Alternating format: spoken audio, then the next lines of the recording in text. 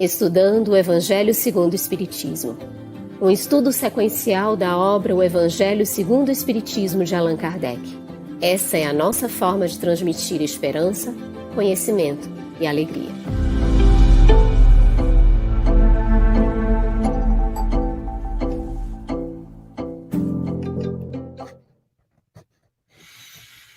Olá, boa noite a todos. Nossa saudação fraterna a você que nos acompanha de casa no Estudando o Evangelho segundo o Espiritismo.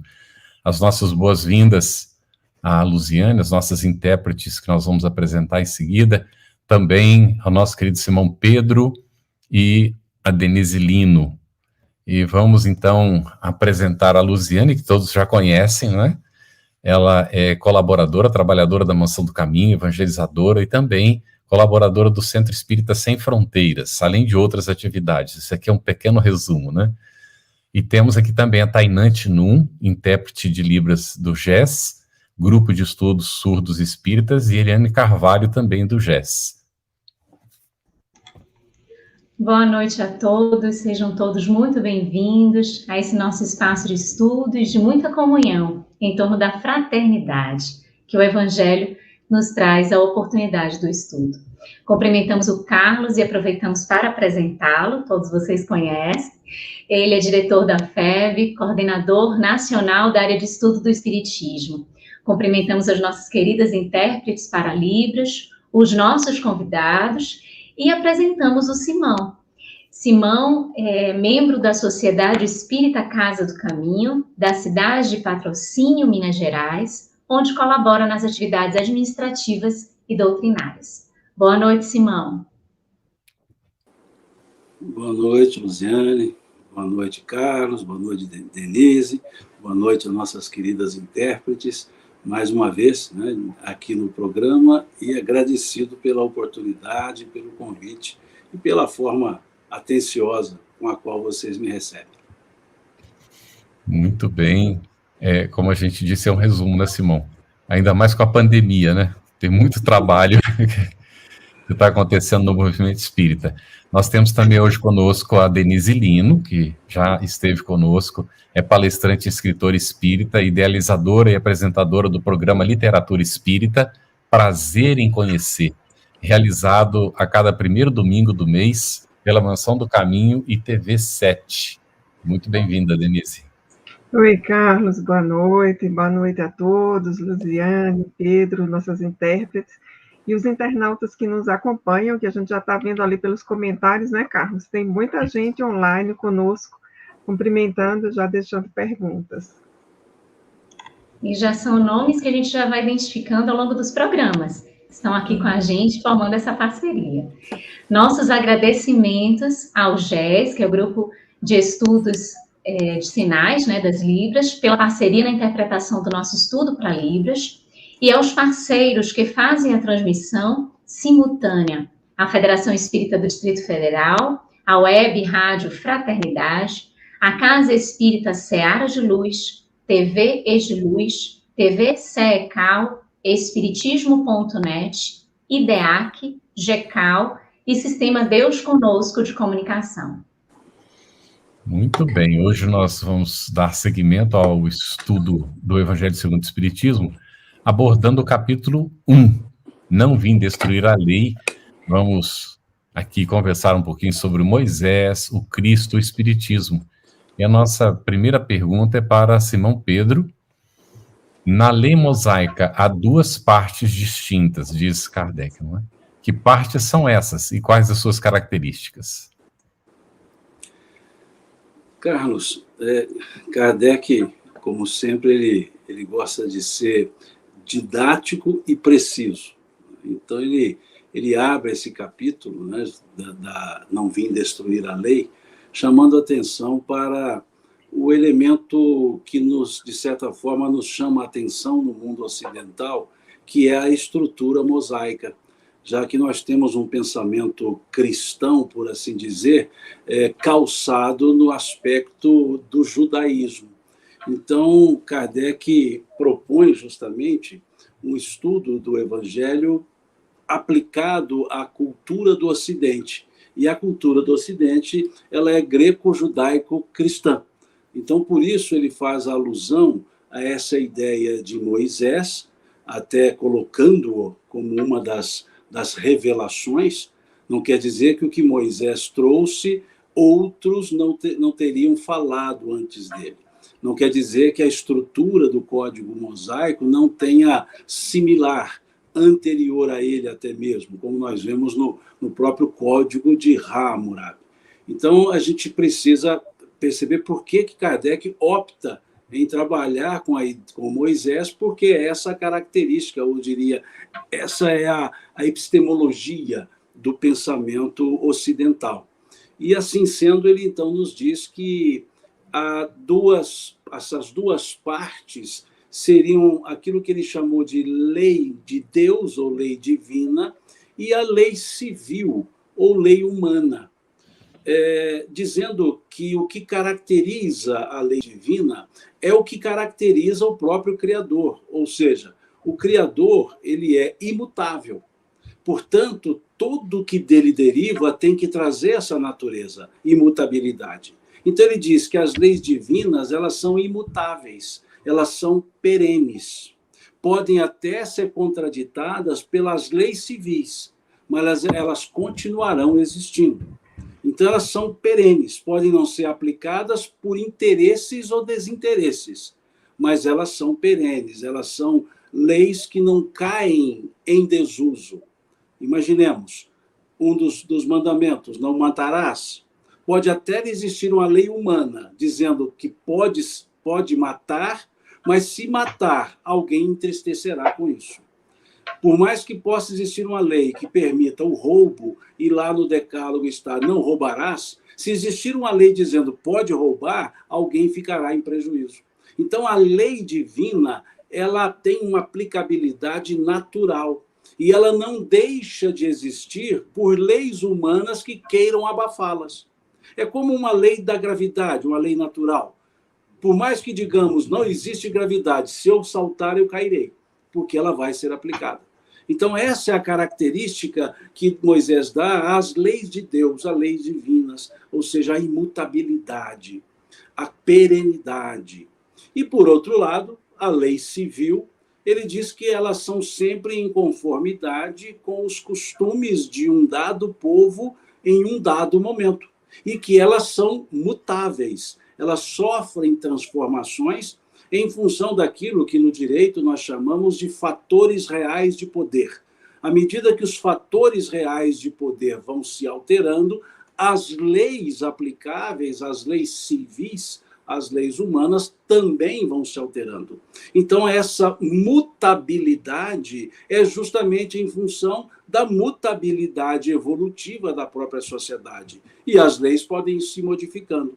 Então, ele diz que as leis de Deus e as leis mosaicas constituem, ou leis civis, constituem esses dois elementos. E que a lei de Deus tem por característica a imutabilidade e a perenidade, e a lei civil justamente a mutabilidade e a aplicabilidade circunstancial, em dado momento, numa dada civilização, numa dada circunstância. Excelente, Simão. Nós aproveitamos para convidar a todos os nossos queridos irmãos que estão nos acompanhando, para que coloquem os seus comentários, as suas perguntas. A gente abriu aqui, já tinha perguntas aqui no chat, isso é muito bom. E tem uma destas perguntas, que é da Márcia Jânias, 21 e 35, e ela se refere ao trechinho que Kardec traz um pouco antes de adentrar o tema Moisés. Kardec destaca um trecho de Mateus: não penseis que eu tenha vindo destruir a lei ou os profetas, não os vim destruir, mas cumpri-los, porquanto em verdade vos digo que o céu e a terra não passarão, sem que tudo que se acha na lei esteja perfeitamente cumprido, enquanto reste um único iota e um único ponto. E aí a Márcia Jane pergunta, Simão, o que seria iota no texto? Fiquei confusa, pois nunca ouvi esse termo. É porque Kardec optou em usar uma forma latina para a letra. O J, ele é pronunciado como I. Então, quando você tem o J na língua latina, você pronuncia como I. Por isso é que vem a corruptela do nome Iavé.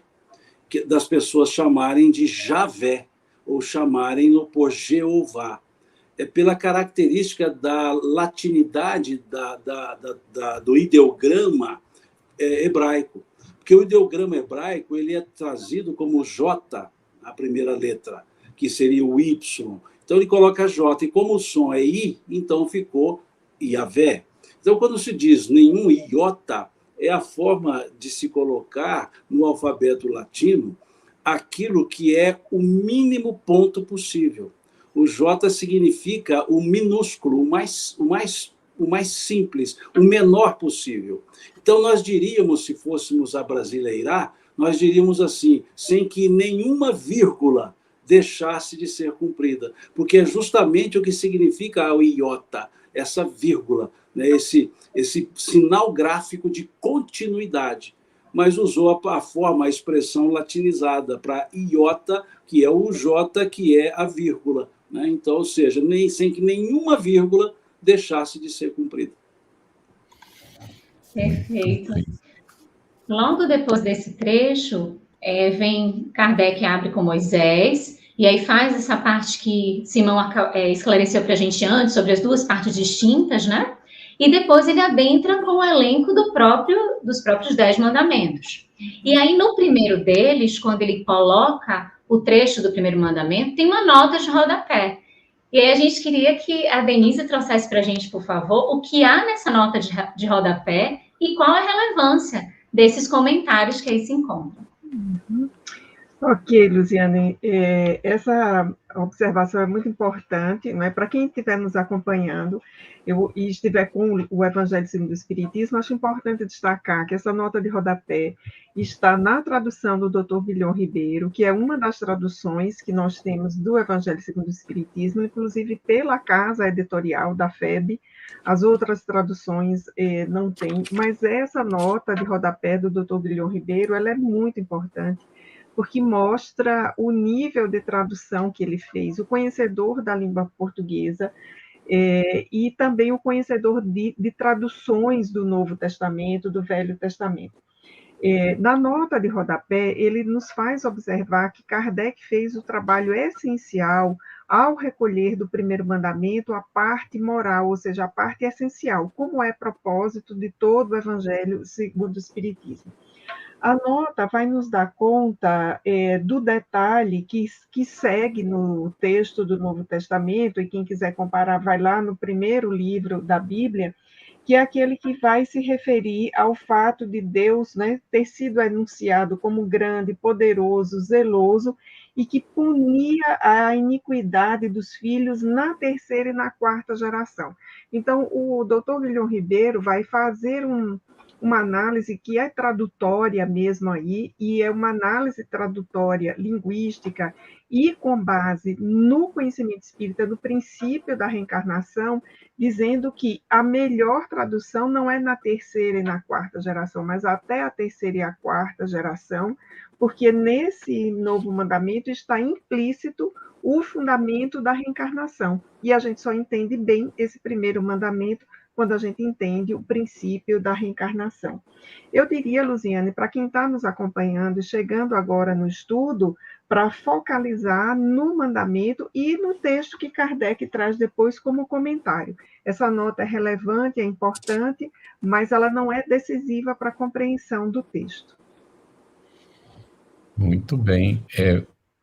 Simão, a Cris Mascarenhas, às 21h35, perguntou: amigos, por que Kardec iniciou o Evangelho com o espírito israelita? Eu não ouvi, cara. E por que o Kardec inicia o Evangelho colocando uma mensagem de um espírito israelita? Veja, dizer por que Kardec fez seria uma questão assim, de muita ilação de nossa parte.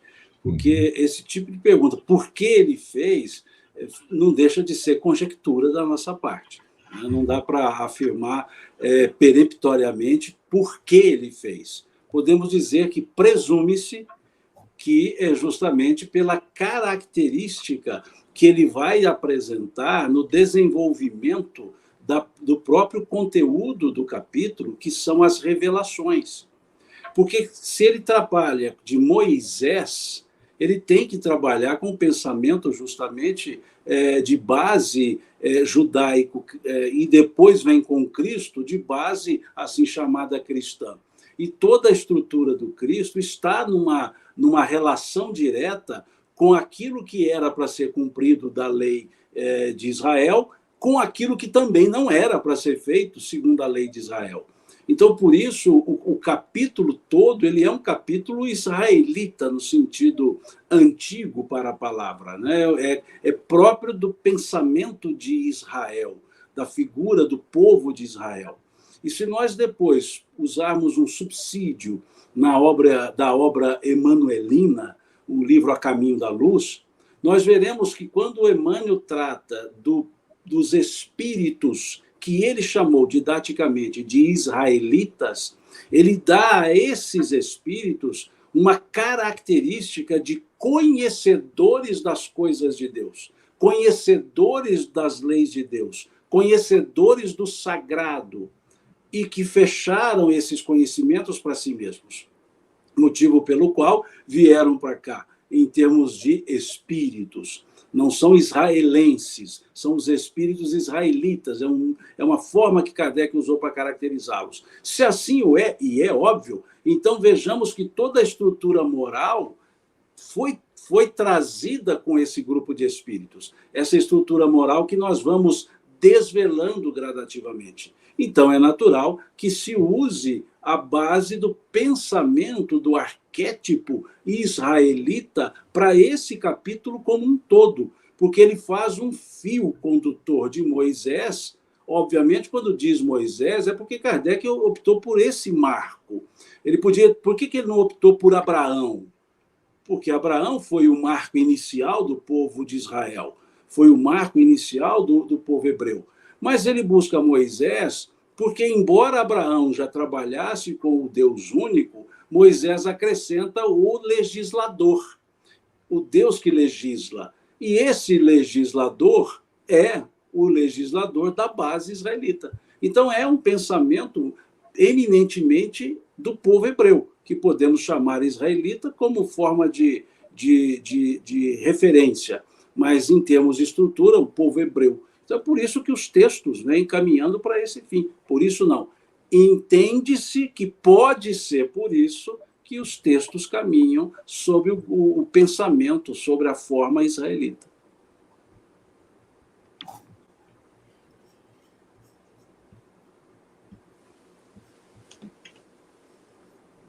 Lu? Uma pergunta para Simão agora, Carlos? Sim, foi para Simão. Aqui, agora é a da Denise. A gente não vai abordar aquele item 3? Já foi. Ah, tá, tudo bem. Vamos lá, então. Vamos, Denise. Mas o papel de Jesus, aí a gente já está no Cristo, né? Depois que Kardec traz a abordagem de Moisés, e aí ele traz os 10 mandamentos, ele passa para o Cristo, para fazer a abordagem em relação a Jesus. E aí tem um trechinho que é logo no item 4, e que aborda assim: mas o papel de Jesus não foi apenas de um legislador moralista, diz Kardec no item 4. Poderia comentar o que há no mencionado item? Isso, Luziane, acho que você nos situou muito bem, né, fazendo essa transição aí, no início do capítulo 1 do Evangelho segundo o Espiritismo, da apresentação dos 10 mandamentos e, na sequência, passando para essa apresentação aí do Cristo. E aí, nesse item 4, nós temos um texto de Allan Kardec, que eu acho que talvez a gente pudesse até aqui fazer uma espécie de um parêntese, Carlos e Luziane, porque é o primeiro capítulo do livro que a gente está estudando. Eu não sei se nas lives anteriores a gente já disse para os internautas que esses capítulos, de um modo geral, não todos eles, vão estar organizados basicamente em 3 partes. Aquela citação inicial, que é do Novo Testamento, os comentários de Kardec e as instruções dos Espíritos, que é a 3ª parte. Tanto que essa pergunta anterior que o Carlos respondeu sobre um espírito israelita é uma mensagem que vem no capítulo 1, na seção Instrução dos Espíritos. E aí nós estamos agora na seção anterior a esta, que é a seção de textos do codificador, E aí sim, no item 4, ele apresenta o Cristo, né, à luz do Espiritismo. Vamos aqui compreender que a gente tem como arcabouço já todo o livro dos Espíritos, né, nos antecedendo aqui, em especial a questão 621, sobre o fato de Jesus ser o espírito mais evoluído que já veio à Terra para servir de guia e modelo. Então, Kardec nos traz aqui que o papel de Jesus não foi de fato de ser um simples legislador e moralista, mas foi o de dar cumprimento às profecias que lhe anunciaram o advento e a autoridade que lhe vinha da natureza excepcional do seu espírito e da sua missão divina. Então, esse finalzinho a gente já entende por aquela questão do Livro dos Espíritos, que eu me referi ainda há pouco. Mas sobre as profecias em relação a Jesus, nós temos diversas profecias que o mestre trouxe, né, sobretudo aquelas anunciadas pelo profeta Isaías. Nós vamos perceber isso ao longo de todo o Novo Testamento. E eu lembrei aqui, Luziane, especificamente de uma anotação que está no Evangelho de João, capítulo 9, bem no início ali, nos primeiros versículos, acho que até o 5 ou 6, quando apresentam a Jesus o cego de nascença, que não era mais uma criança nem um menino, mas era um homem adulto. E Jesus cura esse cego. E a pergunta que fazem, né, é se era aquele jovem ou os seus pais que haviam pecado para que ele houvesse nascido cego, ou seja, a noção da punição. E a resposta de Jesus, que é muito importante, que traz uma profecia, Jesus vai dizer que nem ele, o jovem, nem os seus pais, mas isto se deu para que as obras de Deus se manifestassem, ou seja, que era uma profecia de que ele estaria ali para fazer aquela cura. Então, aquela família tem um contexto muito especial, que é o de, em enfrentando aquela dificuldade, aquela provação, ser um instrumento probatório, digamos assim, da presença de Jesus como o esperado, como o enviado, e usando aqui o vocabulário espírita como governador da Terra. Então, Kardec nos traz isso. Jesus não é um simples legislador, ao contrário de Moisés, né, que o Simão nos antecedendo explicou tão bem. Jesus vem para um outro aspecto, que é o da vivência da lei de justiça, de amor e de caridade. Muito bem. Simão, talvez, né, e aí você decide, se quiser comentar o item 3, que a Luziane fez referência anteriormente, porque aí vai falar sobre o Cristo, né? Kardec faz um comentário. Você quer comentar alguma coisa? Pois não, eu só obedeço. O que você mandar fazer, eu estou cumprindo aqui, Carlos. Bom, essa estrutura, né, veja, ele fala Moisés, aí vamos entender, Moisés é o Israel, aí pode colocar os profetas, os juízes, é aquela ideia da regra de Israel. Quando ele traz Jesus, ele está trazendo um outro momento. Jesus era hebreu. Né? Jesus era hebreu. Se era judeu, era galileu, é discutível, mas que ele era hebreu, era. Né? O hebreu são todos. Então, ele tinha a cultura hebraica. Eles tinham o conhecimento, bem colocado aqui pela Denise, de toda a estrutura da lei mosaica. Mas a figura do Cristo, e é interessante porque ele começa a sua pregação dizendo: eu não vim destruir a lei, mostrando esse conhecimento da lei. É interessante que Jesus só começa a pregar, nós podemos ver isso no capítulo 4 de Mateus, Jesus só começa a pregar quando ele fica sabendo que o João Batista estava preso. Até João, enquanto João pregava, Jesus não falava nada. Ele ficava apenas ali aguardando, ou seja, não era o momento dele. Então diz o evangelista Mateus, sabendo Jesus que João estava preso, começou a pregar e a dizer: arrependei-vos, pois o reino de Deus está próximo. E nessa ideia de pregação, ele não iria contrapor o principal elemento da cultura israelita, a lei mosaica, a lei judaica, porque Jesus não era contraventor. Ele nunca foi um contraventor. Então ele disse: eu não vim destruir a lei, mas dar-lhe o seu verdadeiro cumprimento. Porque a ideia do Cristo não era mais teorizar, era praticar. E ele veio demonstrando como praticar essa lei. E não muda nenhum iota, ou seja, não muda nenhuma vírgula daquilo que era uma estrutura divina na lei. Mas quando se tratava da lei civil, pela sua característica de circunstância, ou seja, aplicado num tempo, num espaço, num povo, Jesus vai rever esses pontos da lei de Moisés que não eram mais aplicáveis. Já havia decorrido um grande tempo, então ele já começou a chamar a atenção e a reformular. Jesus não se rebelou contra a lei. Jesus não era um rebelde sem causa. Todas as vezes que ele reformulava uma lei de Moisés, lembremos, Moisés, ou seja, não o código divino, ele a reformulava apresentando outra ideia. Ele não dizia assim, essa lei está errada, ele mostrava qual era o fiel cumprimento. Por exemplo, quando acusaram os seus discípulos de comer sem lavar as mãos, Jesus foi dizer, o mal que faz ao homem não é o que lhe entra pela boca, mas o que dela sai, pois a boca fala daquilo que o coração está repleto. Porque havia proibição no código mosaico de comer sem lavar as mãos. Quando os seus discípulos colheram espigas no sábado e repreenderam Jesus, ele disse, o sábado foi feito por causa do homem, não o homem por causa do sábado. Então ele ia mudando a lei. Por exemplo, ouviste o que foi dito, lá, capítulo 5 do Evangelho de Mateus ainda, o Sermão do Monte. Ouviste o que foi dito, amarás o teu próximo, aborrecerás o teu inimigo. Eu, porém, vos digo, amai os vossos inimigos.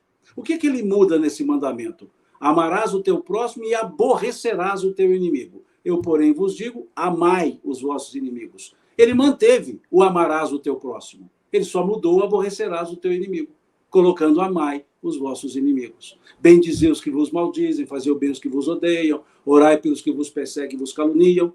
E ele mostrava os motivos pelos quais ele mudava, para que sejais chamados filhos do vosso Pai que está nos céus. Então, essa era a forma de Jesus alterar aquilo que era circunstancial na lei mosaica. Então, por isso ele vem como uma ideia reveladora, uma revelação, porque ele vai mostrar que essas leis de Deus, elas não são punitivas, não são coercitivas, elas são educativas, preventivas. E aquela estrutura do versículo 5, do capítulo 20 lá do Êxodo, pois eu sou um Deus que, na verdade, no texto, é ciumento, não é nem zeloso. Zeloso são as traduções mais atuais. Pois o texto que nós encontramos na Septuaginta é sou um Deus ciumento, que puno a iniquidade dos pais nos filhos, nas terceira e quarta gerações. Não é Deus zeloso. Zeloso é um eufemismo para as traduções feitas no século XX. Então, Jesus veio demover essa ideia no próprio Decálogo. Não o amar a Deus, mas essa expressão, porque o primeiro item do Decálogo, ele é um enunciado para depois apresentar o item. Eu sou o Senhor teu Deus, que tirou do Egito, da casa de servidão, não terás diante de mim nenhum outro Deus, nem a ele prestarás culto, pois eu sou um Deus ciumento, que pune a iniquidade dos pais nos filhos. Então, essa versão Jesus tira, essa feição, e traz a ideia do Deus bondoso. Ele não vai chamá-lo de El Shaddai, Senhor Todo-Poderoso. Ele vai chamá-lo de Abá, Papai. Então, ele revela uma outra feição. Então, essa é a figura do Cristo, que mantém inalterada a lei divina e altera profundamente as leis que eram civis e leis que precisavam sofrer as alterações pelo próprio decorrer, pela própria evolução daquela sociedade. Algumas perguntas sobre a terceira e quarta gerações, sobre pecado, já foram contempladas aqui tanto pela Denise quanto pelo Simão. E a gente tem uma pergunta que está aqui pela Andréia Henriques, a 21 e 48, o Simão até citou o sábado, e aí ela faz a seguinte pergunta: por que santificar o sábado? E aí, Denise, por que santificar o sábado? Aí daí nós temos uma longa história, acho que a gente gastaria uma live só para trazer aqui os aspectos culturais disso tudo, mas eu vou tentar ser bastante sucinta, não é? Esse guardar o sábado tem a ver com a instrução, com a memória de que o mundo foi criado em 7 dias, que Deus descansou no último dia, e que se ele fez isso, essa ação, em alguma medida, ela deve ser respeitada, deve ser imitada, deve ser repetida pelos homens, né? Então, ela tem essa vinculação, digamos assim, que é de uma história religiosa, de uma história que é cultural, de um povo, e ela tem também uma vinculação com aquilo que a sociologia nos explica, com a própria organização do trabalho, a distribuição de tarefas internas entre o grupo. Então, o guardar o sábado para esse grupo, ao qual Jesus se referia, que eram seus principais interlocutores, os interlocutores diretos, tem muito a ver com uma repetição, né, na medida da dimensão humana, da condição divina, segundo a narrativa, de que Deus teria descansado no último dia. O que nós perguntamos é se Deus precisa descansar, né? Essa aqui é a pergunta. Nós humanos, sim, mas que Deus precisasse descansar, aí é uma outra história, é a nossa interpolação, a nossa alegoria, né, diminuindo Deus e o colocando na nossa horizontalidade, na nossa dimensão. Não sei se o Simão gostaria de completar, porque ele tem muito mais leitura de cultura judaica do que... Não, de jeito nenhum. Eu estou lembrando aqui o seguinte, bem colocado, Denise, eu estou lembrando outra frase do Cristo, quando ele diz assim: meu pai trabalha até hoje, isso, e eu trabalho também. Isso. Não dá para conceber inatividade no Criador, né? E por decorrência em quaisquer outros seres, porque o descanso é fazer outra coisa.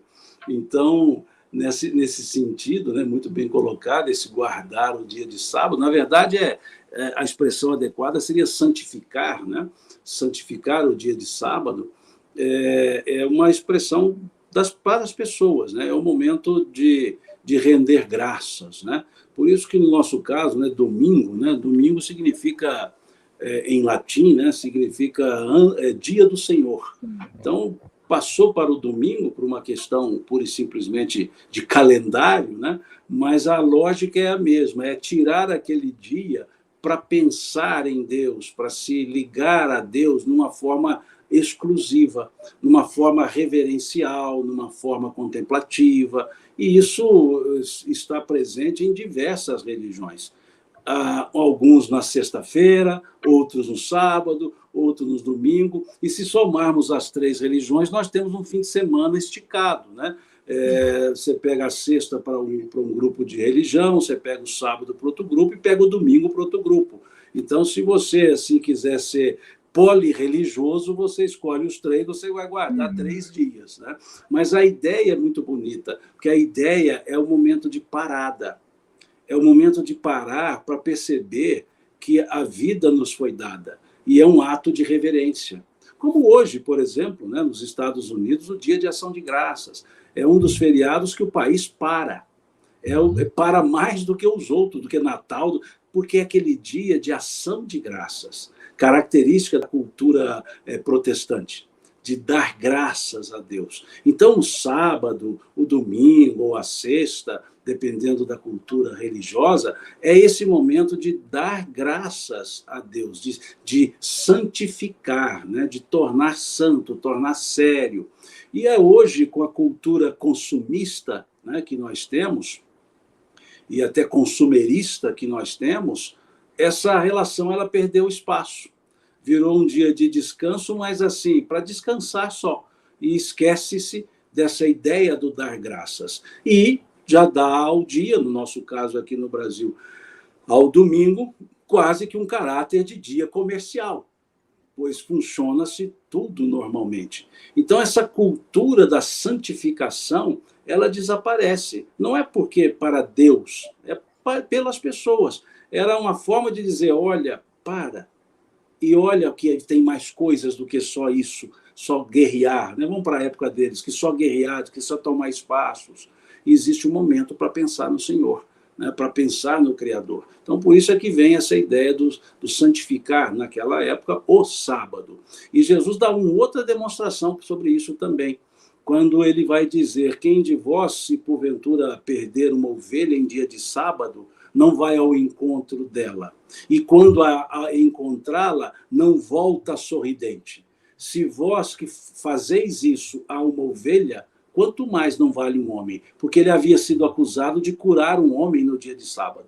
E dia de sábado não podia fazer isso, não podia fazer esforço. Então ele curou uma pessoa, era um grande esforço.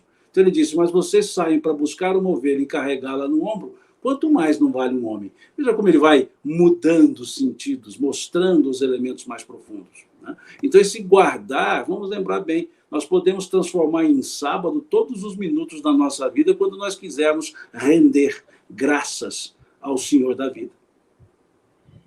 Muito bom. O Daniel Rosa de Assis, 21:43, Simão, ele botou: Moisés foi a revelação de Deus no que é legal. Jesus, a lei do amor de Deus, do que é moral.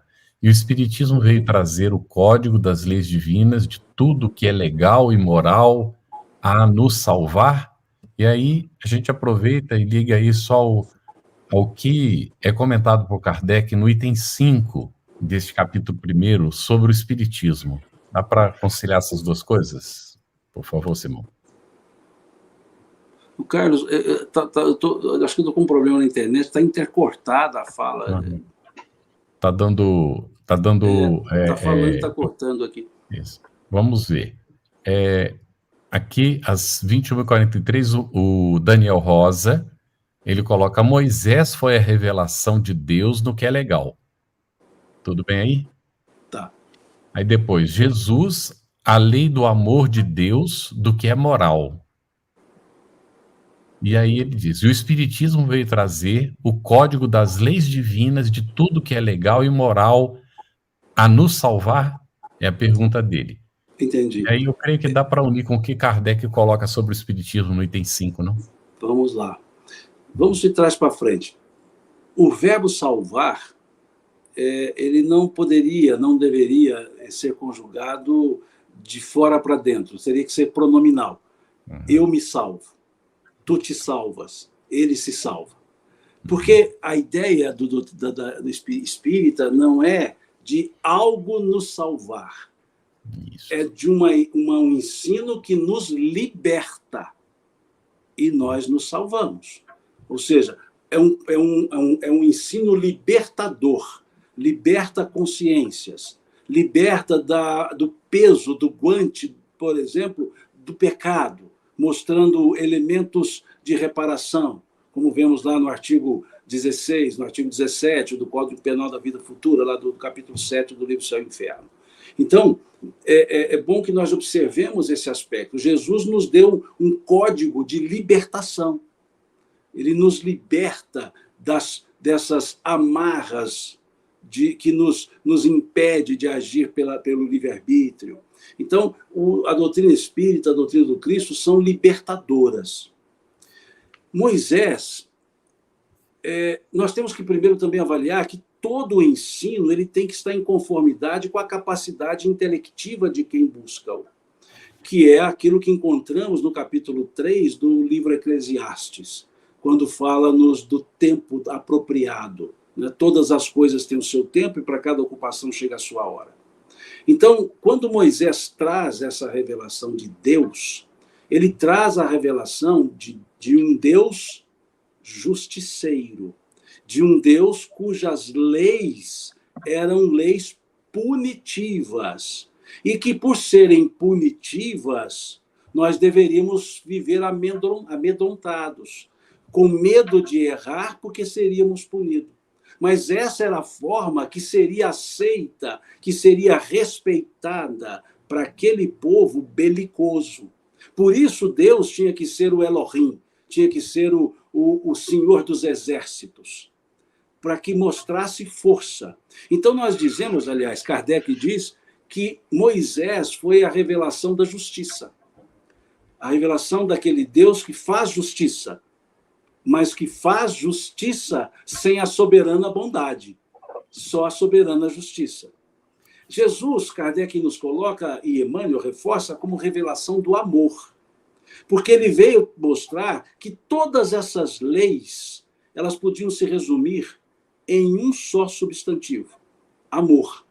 Quando ele foi dizer do amar a Deus e ao próximo, ele foi dizer, desses 2 mandamentos dependem toda a lei e os profetas. Ele resume no amar toda a lei. E quando fala toda a lei, Levítico, Deuteronômio, as leis esparsas lá contidas no Êxodo, o Decálogo, tudo estaria em apenas amar. Desses 2 mandamentos depende a lei e os profetas. O que é a lei? O que são os profetas para a cultura judaica? Os elementos fundamentais. E é tão interessante isso, que aí, no capítulo 17 de Mateus, nós temos o fenômeno da transfiguração. E o que é a transfiguração? Quem aparece conversando com Jesus? Quem aparece? Moisés e Elias. O que simboliza Moisés? A lei. E o que simboliza Elias? Os profetas. Porque Elias era o maior dos profetas. Assim ele era chamado. O maior dos profetas. Então, vejamos, a lei e os profetas, disse o Cristo, desse mandamento amar, depende a lei e os profetas. E aparece para Jesus, Moisés, a lei, Elias, os profetas, e Jesus, o amor. Então, ali, junto com o amor, a lei e os profetas. Essa transfiguração, ela é um fato, mas revestido de alto simbolismo, de enorme simbolismo. Ela precisa ser linkada a essa fala do Cristo. Desses 2 mandamentos, depende a lei e os profetas, amar a Deus e ao próximo. E ali ele se mostra, aqui está o amor, aqui está a lei, aqui estão os profetas. Ou seja, estão os profetas, Elias, Moisés. E por isso, revelação do amor com a moral. A moral do Cristo, que já fala do Deus soberanamente justo e bom. Então, não é mais só justiça, é amorosidade, bondade. E o Espiritismo, fala-nos, Emmanuel, é a revelação da verdade. Por que verdade? No sentido estrito, não no sentido filosófico. Porque não há o rebuscamento dos véus. Por isso, Kardec utiliza o termo revelar. Revelar significa tirar os véus. Então, aquilo que é ensinado pelos espíritos é de maneira direta, clara e cristalina. E não há nenhuma alegoria parabólica, é o ensino direto. Como nós vemos no capítulo 16 do Evangelho de João, a partir do versículo 34, 35, nós veremos ali Jesus dizendo, falando das parábolas, ele diz assim, chegará o dia em que não mais falarei por parábolas, e nesse dia entendereis tudo. Veja, não falarei mais por parábolas. Pedireis ao meu Pai em meu nome, e já não mais vos digo que eu rogarei ao Pai por vós, pois o Pai é o mesmo. Veja que antes ele diz, tudo que pedis em meu nome, eu rogarei ao Pai e ele vos concederá. Depois ele diz, chegará o dia em que pedireis ao meu Pai em meu nome, e eu já não mais vos digo que rogarei ao Pai por vós, pois o Pai é o mesmo. Ou seja, aquele momento em que a relação com Deus ela é clara. Não há mais essa necessidade. E aí que vem Jesus, no mesmo capítulo 16 de João, dizendo, muitas coisas eu vos tenho que dizer, mas vós não podeis suportá-las agora. Mostrando a necessidade de uma temporalidade. Por isso é que vem revelação da verdade. E aí sim, ele vem sintetizando. Por isso Kardec começa aqui com as leis mosaicas, com a lei do Decálogo, vai falar de Jesus e vem sintetizando todo esse ensinamento. Colocando na fala de Estevão, né? Moisés a porta, Jesus a chave, colocar pela fala de Emmanuel, Jesus a porta, Kardec a chave. Porque são as chaves interpretativas que nós temos. Kardec aí é uma metonímia, né? O autor pela obra apresentada, nessa forma metonímica, Kardec simboliza o Espiritismo é a chave. É a chave sem a qual não se consegue entender os ensinos, em grande maioria, do Cristo, porque ele ainda os deu de forma velada. Ele ainda teve que trazer alegorias. E a doutrina espírita é uma chave que permite retirar essas alegorias e entender o ensino na sua real apresentação. Por isso, então, a revelação da verdade. A clareza nos comentários do Simão e nos comentários da Denise vão nos envolvendo, fazendo com que a gente vá sentindo cada vez mais esse evangelho que a gente está estudando. E aí a participação de todos vocês, como isso é muito especial, que a gente vai construindo esse momento juntos. Tem muitas interações, muitos questionamentos, e a gente vai caminhando aqui dentro desse aspecto do espiritismo, o item já Kardec vem colocando nesse primeiro capítulo, ele começa por Moisés, como Simão abordou, traz o Cristo, e aí vem trazer o Espiritismo, que é essa abordagem que Simão já iniciou. E aí tem mais 2 itens, né, nesse trecho, que são os itens 6 e o 7. E aí no 6º tem assim, o Espiritismo é a terceira revelação da lei de Deus. Poderia explicar este item, Denise, mas também já explicar o 7º, por favor? Uhum. Felizmente, o Simão já fez aí toda a pavimentação da nossa estrada, né, nessa última resposta que ele nos trouxe, e isso foi muito importante para nós entendermos essa relação de continuidade, né? Então, a primeira revelação que vem através de Moisés tem essa característica de legislar, de trazer princípios de justiça, princípios de organização, que são extremamente importantes e que tiveram e que continuam tendo um papel muito importante. Tanto que Jesus retoma, né, e vai expressar a sua relação com a lei, e o Espiritismo não vem destruir a lei. Isso é muito importante que seja dito, e por isso Allan Kardec intitula esse primeiro capítulo Não Vim Destruir a Lei. É extremamente importante nós observarmos como Kardec coloca o Espiritismo como essa doutrina que vem dar continuidade, porque vem trazer novamente, reapresentar, explicar a mensagem de Jesus nessa direção aí da verdade que o Simão colocou para nós ainda há pouco. Então, o Espiritismo vai nos falar exatamente dessa relação nossa no mundo material com o mundo espiritual, mas, diferentemente de outras doutrinas, não é uma doutrina que está personificada. O seu surgimento deu-se em vários lugares da Terra, e a Allan Kardec coube esse papel que nós chamamos de codificar, ou seja, de tornar didático, de organizar, de nos encaminhar no raciocínio que nos facilita extremamente ver essas continuações entre aquilo que Moisés trouxe, a vivência do amor que Jesus nos trouxe e o Espiritismo nos trazendo a fé raciocinada. Isso é bastante importante que se destaque. Quanto ao item 7, Luziane, ele é um item tão curtinho, é um item de um parágrafo que eu acho que vale a pena ler para quem estiver nos acompanhando aí com o livro aberto, né? Então, nós estamos no capítulo 1, no item 7 do Evangelho segundo o Espiritismo. O capítulo 1, intitulado Não Vim Destruir a Lei. Então, o item 7, ele faz parte desse conjunto temático aí sobre o Espiritismo que Kardec desenvolve. E diz assim, assim como Cristo disse, não vim destruir a lei, porém cumpri-la, também o Espiritismo diz, não venho destruir a lei cristã, mas dar-lhe execução. Nada ensina em contrário ao que ensinou Cristo, mas desenvolve, completa e explica em termos claros e para toda a gente o que foi dito apenas sob forma alegórica. Vem cumprir nos tempos preditos o que o Cristo anunciou e preparar a realização de coisas futuras. Ele é, pois, obra do Cristo, que preside, conforme igualmente o anunciou, a regeneração que se opera e se prepara o reino de Deus na Terra.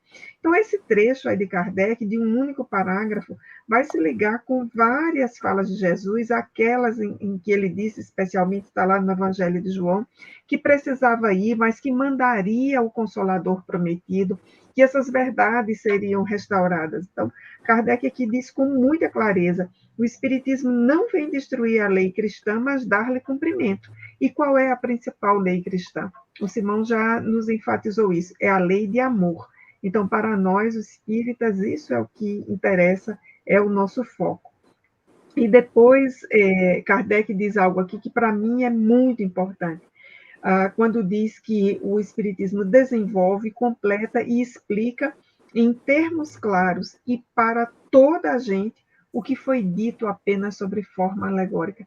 Então, se nós retomarmos aqui, por exemplo, a transfiguração que o Simão citou antes, nós temos ali um fato, temos muito simbolismo, e o Espiritismo consegue descrever, demonstrar e analisar esse simbolismo. Então, esse item 7 aqui do capítulo 1, ele é muito importante para todos nós. Muito bom, está excelente. Agora, nós temos várias perguntas dos internautas que estão acompanhando, inclusive uma pergunta antes de iniciar, às 21h01, a Regina já registrava aí uma pergunta que não está diretamente relacionada com o assunto, mas que a gente pode aqui agregar. Ela diz, será que mesmo com o Espiritismo ainda tem coisas que não temos condições de entender? Está dentro, né, do assunto que a Denise acabou de colocar agora, não é? Se o Simão quiser começar a comentar, ela diz assim, será que mesmo com o Espiritismo ainda tem coisas que não temos condições de entender?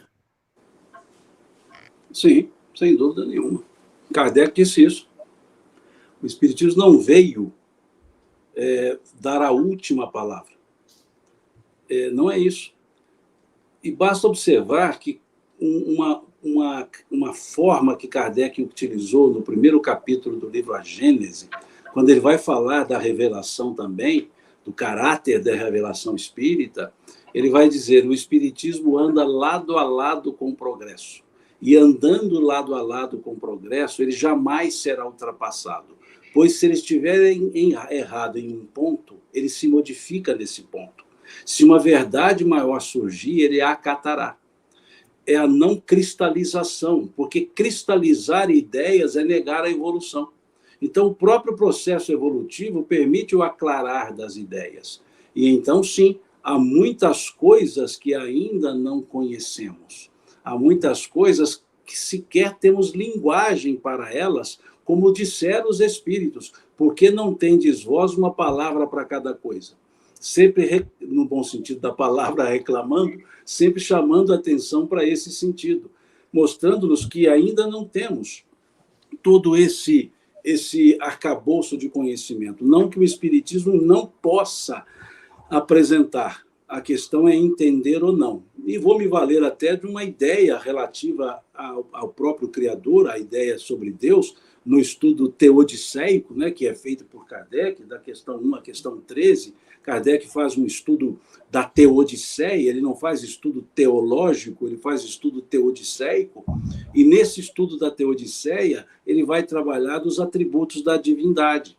E vai fazer de uma forma, aí sim, alegórica, para que facilitasse o entendimento. Porque quando se perguntou aos espíritos, salvo engano, a questão 9, salvo engano, ou 10, pode o homem sondar a natureza íntima de Deus? Eles disseram não, é um sentido que lhes falta. Se ainda nós não temos um sentido para aprofundar nesse conhecimento, quaisquer coisas que tentarmos dizer, nós estaremos fazendo ilações. Da mesma forma, nós vemos na questão 607A do Livro dos Espíritos, quando os Espíritos vão falar do princípio inteligente. E vão dizer assim, nesses reinos que estáis longe de conhecer, veja, o reino vegetal, o reino animal, ele diz, nesses reinos que estáis longe de conhecer, que o princípio inteligente se elabora e sofre uma transformação e se transforma em espírito. Veja, estáis longe de conhecer. Então, vai mostrando que há muitas coisas que ainda não conhecemos. Não foram nos apresentadas ainda várias coisas, para que não houvesse o jogar de pérolas aos porcos, ou seja, trazer ensino que ultrapassaria a nossa capacidade de entendimento. Então, sim, muitas coisas ainda estão por ser apresentadas. O que nós precisamos é ter o cuidado e o discernimento para não misturar o joio com o trigo, para não misturar modismos com modernidade. A modernização acontece, mas cuidado com os modismos, que muitas vezes surgem. Muitas coisas ainda serão ensinadas, mas nenhuma delas ficará contrária à base que foi trazida pelos espíritos nesse processo que nós chamamos kardeciano. A epistemologia do conhecimento espiritual não vai mudar. Agora, os conhecimentos podem ser ampliados. Denise, quer trazer algum comentário a esse respeito? Enquanto o Simão estava falando aqui, eu estava bem empevecida e eu lembrei da questão 20 do Livro dos Espíritos, que é uma questão que eu gosto muito. Eu sempre retomo essa questão. Kardec indagou: dado ao homem receber, sem ser por meio das investigações da ciência, comunicações de ordem mais elevada acerca do que lhe escapa ao testemunho dos sentidos?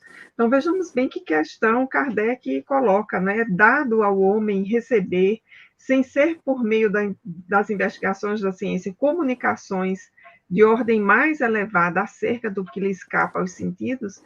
E a resposta é sim, se o julgar conveniente, Deus pode revelar o que a ciência não é dado a aprender. Então, vejamos que diálogo interessante nós temos aí na pergunta e na resposta, porque Kardec percebe muito claramente, né, esses limites de conhecimento que nós temos, que a ciência tem, e por onde um conhecimento além sobre o que nós vivemos poderia vir. Então, está em jogo aí também a mediunidade, né? Desde que Deus, assim, possa prover, possa aprovar, para que nós desfrutemos de um conhecimento além do que nós temos hoje.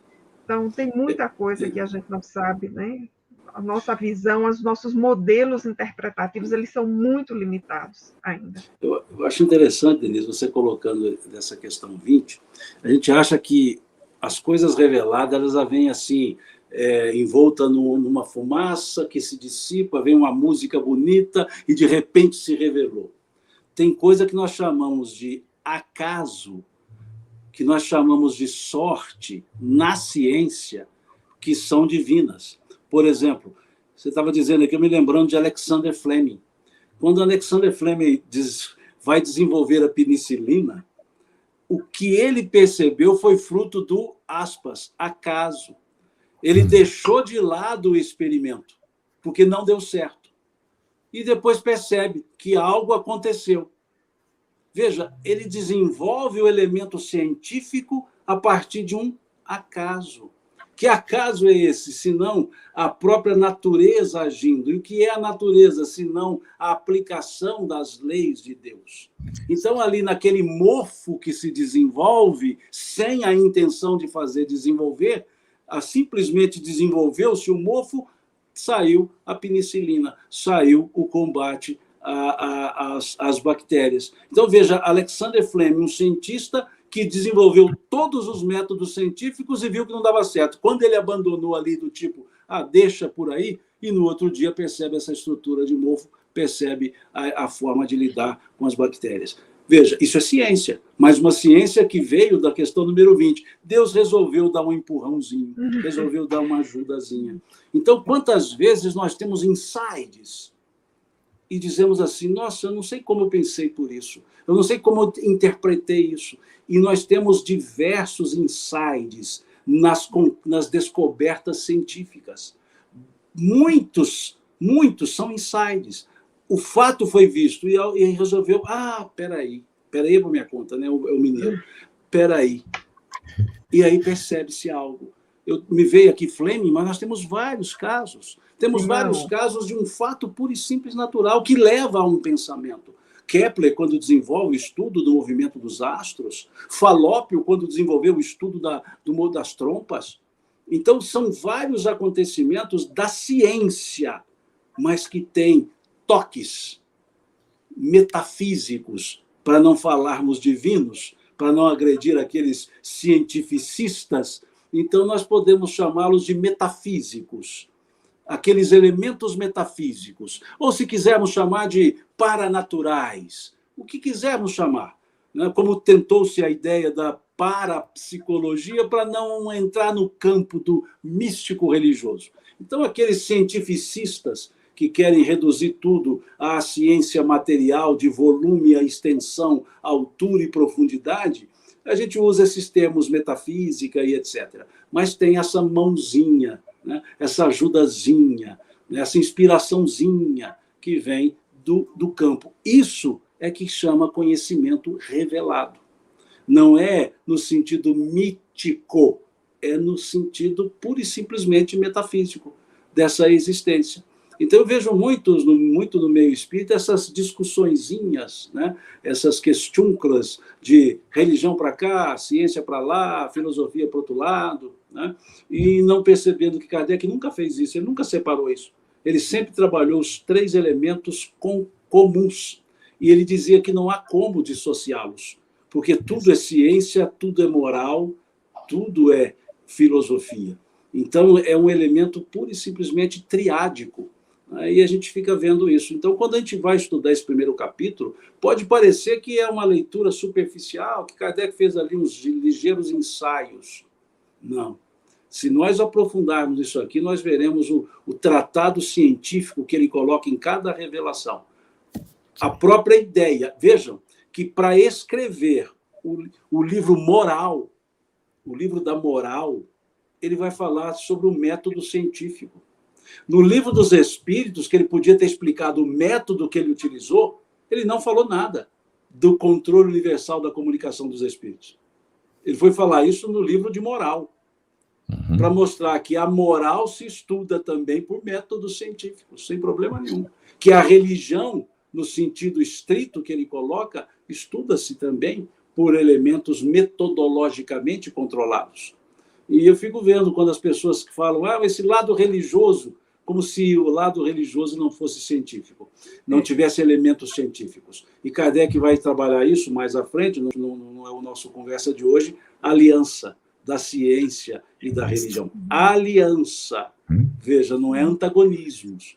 Então, me desculpem quando alguns colocam a refutação do aspecto religioso e esquecem que ciência e religião são as duas asas que dão o equilíbrio para um voo sereno, que Kardec nos chama atenção para isso.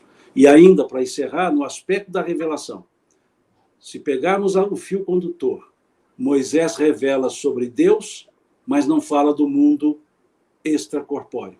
Moisés nunca falou de nada que não fosse a lei da matéria. Basta olhar o mandamento honrarás teu pai e tua mãe, que o objetivo é viver demais. Honrarás teu pai e tua mãe para que tenhas longos dias na terra que o Senhor teu Deus te dará. As recompensas mosaicas eram terrenas, porque ele não falava de outro mundo. Jesus veio e acrescenta, mantém a ideia de Deus e diz assim, meu reino não é deste mundo. Ele fala que existe um mundo além desse. E vem o Espiritismo e diz como é esse outro mundo. Porque Jesus não explicou como é esse outro mundo. Jesus não explicou como são as moradas. Jesus não falou que há uma inter-relação constante entre eles. O Espiritismo vem e acrescenta isso. Olha, existe sim o outro mundo que Jesus falou e ele é assim, assim, assim. Veja como vai seguindo o fio condutor. Moisés fala de Deus, mas não fala do outro mundo. Jesus fala de Deus do outro mundo, o Espiritismo fala de Deus do outro mundo e como é esse outro mundo e como se dá a relação entre eles.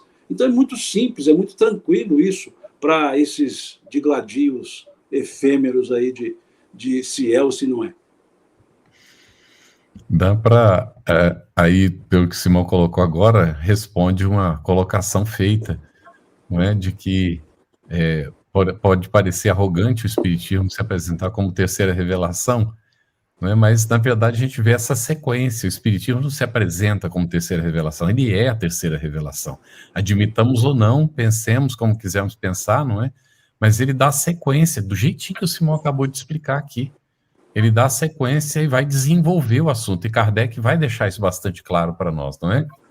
Mas eu até sugiro, Carlos, que dê uma lida do capítulo 14, 15 e 16 do Evangelho de João, e lá dá para se encontrar 9 características que Jesus dá ao novo Consolador, sem as quais ele não pode ser Consolador.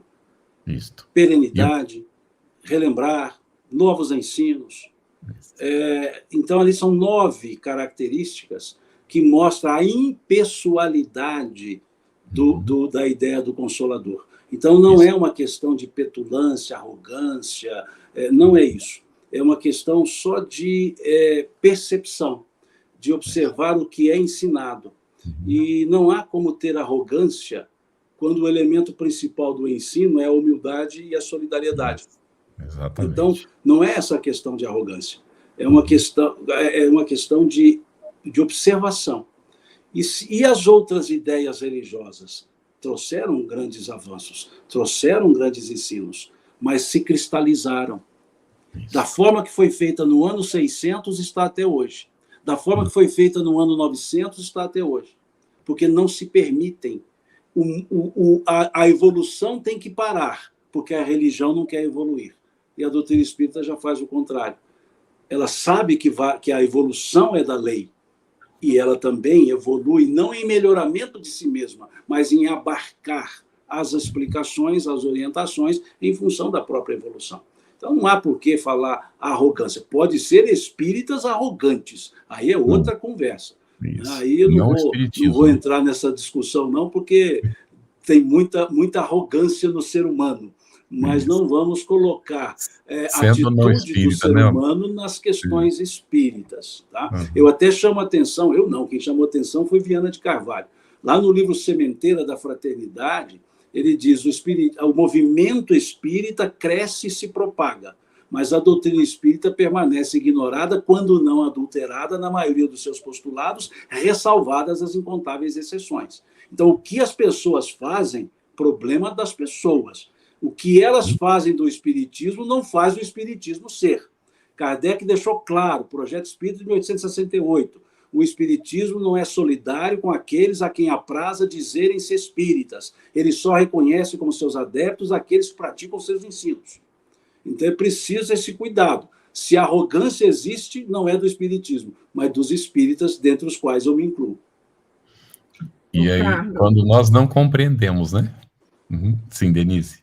Oi, Carlos. Eu queria trazer uma contribuição, uma discussão anterior que a gente estava fazendo sobre espiritismo e ciência, que é quase um iota nisso tudo que o Simão disse, mas só para destacar o quanto Kardec foi de vanguarda nessa relação de aliança com a ciência e a religião.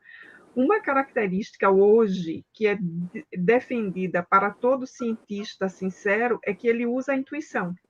Veja, isso é o que está lá na questão número 20 do Livro dos Espíritos. Então, a intuição hoje, ela é uma parte do método científico.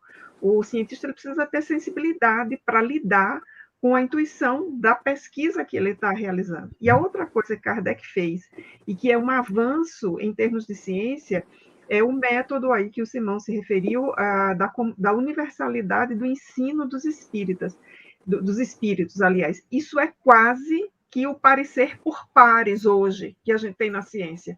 Um artigo sério não se publica sem a chamada avaliação por pares, ou seja, um cientista não diz o que ele quer se aquilo que ele está descrevendo como resultado de ciência não tenha sido avaliado por pelo menos 2 colegas numa revista gabaritada.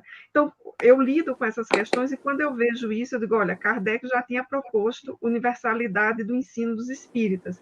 Então, a gente não tem a descrição do coronavírus porque um cientista disse, mas porque um cientista, pelo menos um, descreveu e outros confirmaram. Então, vejamos que aspecto interessante da metodologia da doutrina dos espíritos, que hoje está de uma outra, digamos assim, parafraseado, em uma outra esfera, que é a da ciência.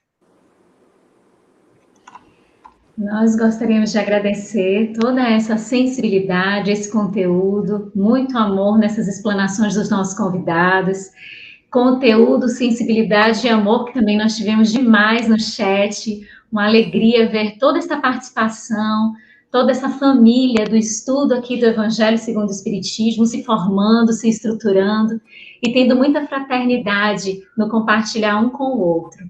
Esse estudo está disponível também em podcast no canal FEB TV, no Spotify e nas demais plataformas de áudio streaming.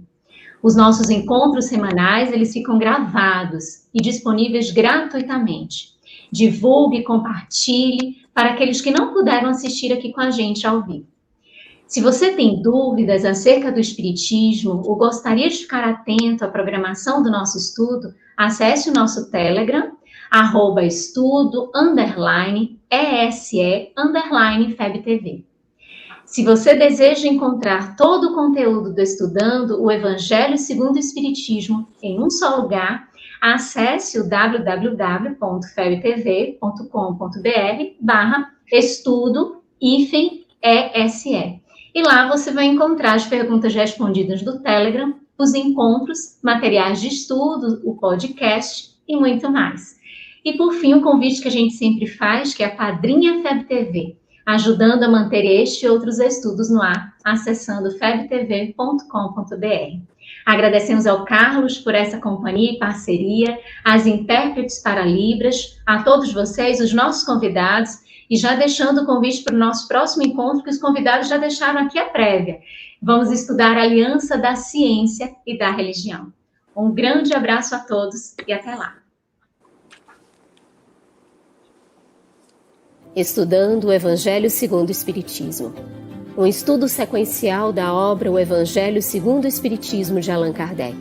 Essa é a nossa forma de transmitir esperança, conhecimento e alegria.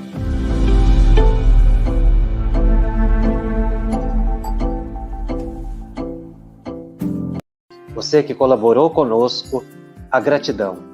Você que ainda não colaborou, tem a oportunidade de colaborar com a FebTV para que ela cumpra a sua missão, que é divulgar o bem, que é divulgar a esperança, que é divulgar o Cristo através do Espiritismo. Muito obrigado a cada um de vocês. Nós agradecemos de coração.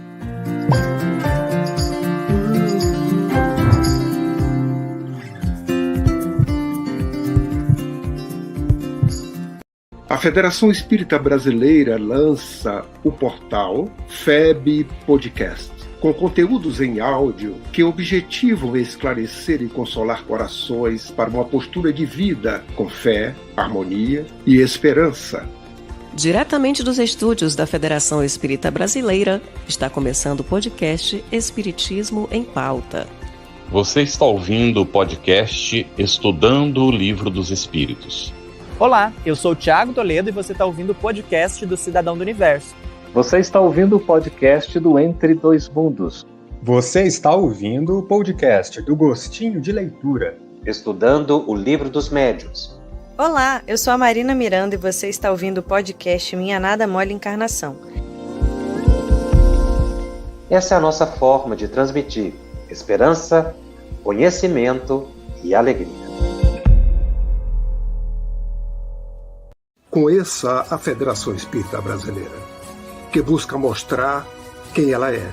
O trabalho realizado por meio desta instituição centenária, trazendo você para dentro da nossa casa. Como surgiu a Federação Espírita Brasileira? De Augusto Elias, o seu fundador, aos dias de hoje, o que ocorreu? Quem foram e quem são os vultos que fizeram e fazem parte desta história? Qual a relação de nomes como Chico Xavier, Bezerra de Menezes e Boni Pereira com esta instituição? Qual a sua missão? Como ela atua na formação do homem de bem? Apresentaremos a Federação Espírita Brasileira em formato dinâmico com vídeos, depoimentos, postagens históricas, áudios. Conheça e faça parte desta família.